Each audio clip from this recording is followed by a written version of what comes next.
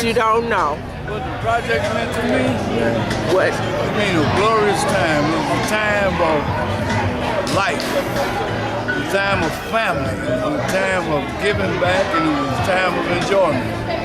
We had so much fun in the projects that we were together as one. We unified a lot of things in the projects. We came to light with a lot of problems, and we helped a lot of people. All the guys that came before you grew up in the projects because it was a wifely thing. It was a thing whereas I see the generation coming up behind me now, and they're all good. It was rough, but they all good. And that's what's important. Right. Where you was raised at, That's how right. your family was, and how they doing now. Can you communicate back to where you was at? And when I see you with that mic and see your son standing next to you and you are so lovely and raised up in the project, oh, it wasn't all bad. It wasn't all bad. The outsiders thought it was bad, but we came a long way. And we enjoy every moment of it. Well, here we are today, we're still giving back. That's right, and we love you for it. Now, from your knowledge, who was the actual official first housing projects? I mean, I'm hearing Sojourner Truth versus Parkside.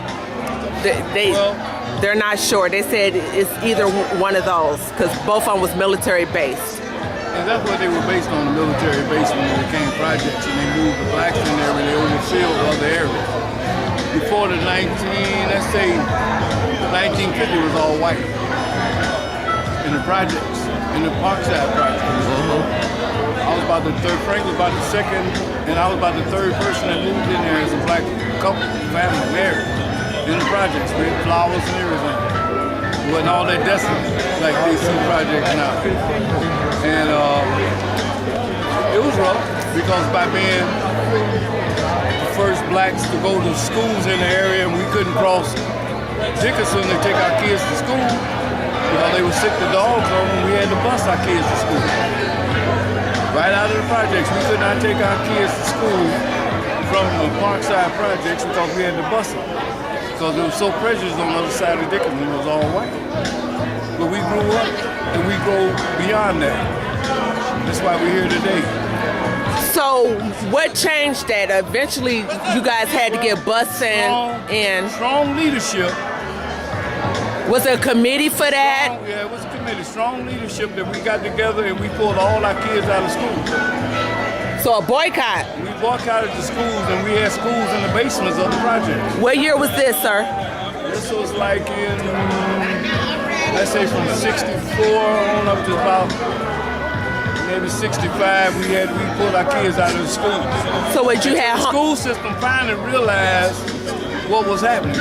So did you do homeschooling or? We did homeschooling. We had teachers there. We dug. We had projects there. We had things for kids to do. They wasn't behind when they got back to school. That's my question. They wasn't behind when they got back to school. As a matter of fact, they was ahead. But they heard your voice though. They heard our voice and they finally realized that we did need help. And they gave us the buses and stuff to bus our kids to school so we can go into a most dominant white neighborhood outside of the projects and take our kids to a quality school. Now what, you said this was before the riots of 67? Before the riots. Wow. It was a turmoil way before the riots. Okay.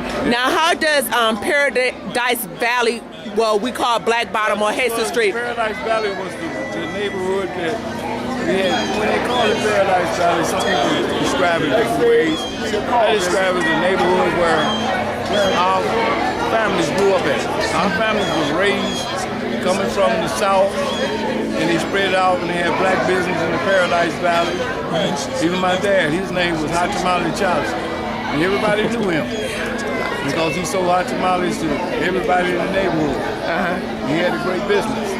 We had Mr. Young's Barbecue and Brewster Center, and we had the DUS. All this was the Black Bottom. The Paradise Valley was a variety of black ownership, black leadership in the neighborhood that they had given away. So it was basically our own community for African Americans? Yes. And so when we ventured out, we moved to places like projects. That's what I thought. You know, 'cause eventually we were all in the black bottom area. Yep, that's what I heard.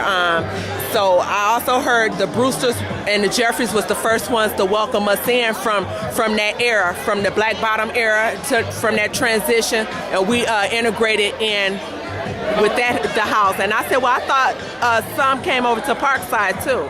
Yeah, they did. They spread them. If they were a family, if they were a married couple, they came over to No, it Parkside. wasn't about being a married couple. So you could be single in Parkside and black? Huh? You could be single and black in Parkside? At the beginning it was. You know, they had different rules. Right. They had different ways. I think you did have to be married. I'm not sure about that. Yeah. So I'm not going to base it on that. Right. Based on what I know. But the government had to change it after the Equal Housing Act took place. They couldn't discriminate. No longer discriminate. So the single family came in. It was there, but they never did. Right, use it. To after the riots, after the 67, that's when the government opened it. A lot of people coming in because there was a lot of stuff torn down in the city. Yeah, after the riot. So I think well, I heard that most of us got, the African Americans got their break after the riots. That's when the government really opened the doors up for all of us to go into these housing projects. And along with the Equal Housing Act that came a little later. Well, you know, you'll tell different parts because I was in it, you know, just like when we went to out to the march and stuff and come back, you know, we discriminated against because in the projects, most of the whites heard me and went down to the march, you know, with the bus there, and, you know, so it was rough, but we came through it, you know. Right. So in general, I look around now, I see a lot of the people I had in my programs, we had The products of Parkside. we took them, we did a lot of things, a lot of good things in the projects with them. And we showed them a lot of leadership as leaders. And that's the most important thing. So when you see them now today, and even see you behind the camera, it's a wonderful sight. This is one of the reasons why we do our picnic, to join hands together. That's right. Again, to say hello.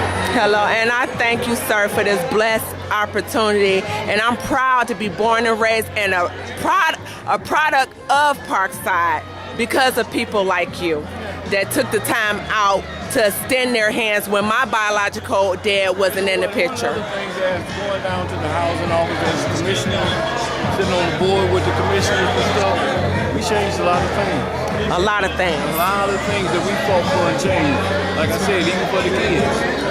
You know, mainly we were looking out for the kids so they could have a better education. And we never missed out. I mean, you name the sport, I played a part of it. You know, I mean, from the tennis, we had tennis in the hood, so to speak. We had ice skating. We're the only projects, the only gym or recreation center that took the kids and opened up on Saturdays and Sundays so the kids would have something to do. We took them on trips out of town, which was really illegal then, but they allowed us to do it because they knew we was having trouble. Now, how was that funded? Was it through your personal? We funded through, we wrote proposals and stuff and got money funded through different organizations to do this. Okay, And then we had donations. the city behind us, and Coleman Young was a blessing to the sky because he backed us 100%.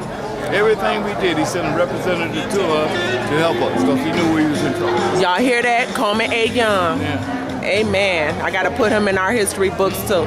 Thank you, Mr. Blackwell. I love you. I got a woman.